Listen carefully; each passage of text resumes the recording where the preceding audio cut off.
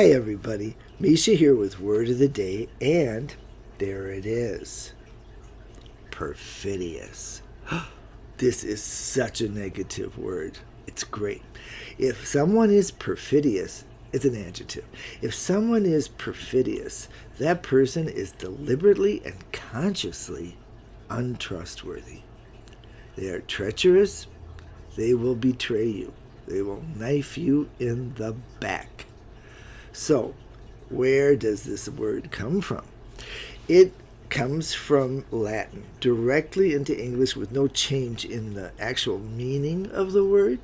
And it's translated from some writing by the great Italian writer Boccaccio. Now, who does this translation and brings it into English? Well, if you follow this channel, then you may be thinking, my brain is itching. I kind of know who she's talking about. Yes, the translator, the poet, the writer, the Benedictine monk, John Lydgate. He's an old friend because he translated so many words into English. And really, at the time that he wrote in the Middle Ages, he was considered to be, well, it's really late Middle Ages, but he's considered to be as good as Chaucer. Today, we don't see him that way. He's not as good as Chaucer for a variety of reasons, but he gets a lot of credit for elevating English to a language that it can be used for literature, for writing in a literary way. And interestingly enough, this word, perfidious, that he gave us by translating from Boccaccio, links us to Boccaccio again. Now, listen to this. This is interesting. Chaucer, more or less contemporaneous with Lydgate, goes to Italy as an ambassador. In Italy, everybody is reading Boccaccio. Boccaccio's dad is best friends with Dante, who's kind of an uncle to Boccaccio.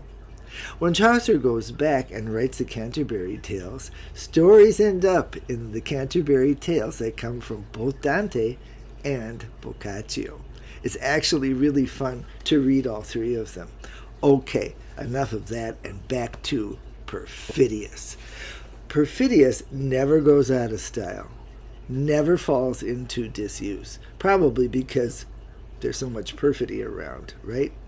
And during the 18th and 19th century in particular, when international treaties were broken, often the reason given was that one side or the other behaved in a manner that was perfidious, and you couldn't trust those guys anymore. Okay, so let's use this word perfidious in our current circumstances. How about this? Today, there are some politicians who have been particularly obviously perfidious, and they are being rejected by the voters.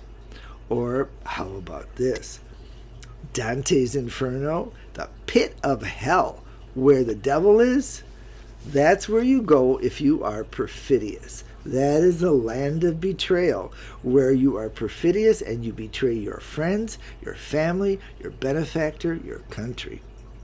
And finally, my own personal perfidious sentence goes, I gotta have one. Experience has taught me that if you find somebody in your life really is truly perfidious, close the iron door, turn the lock, and throw away the key. You have to keep yourself safe from people who are really perfidious. Okay, enough of that. Leave your comment, perfidious, in the comments. And let's say you actually want to read Boccaccio. How about, where is it? Oh, I had it right here. Here it is. There, the Decameron. 100 tales written in order to distract people from the horrors of the plague. It's really, really good. So, if you're going to buy Boccaccio, don't buy from the big boys because, as we know, they are currently misbehaving. We want to buy from independent booksellers. So, click above or below at bookshop.org patreon.com/shop/word of the day, and I'll see you later.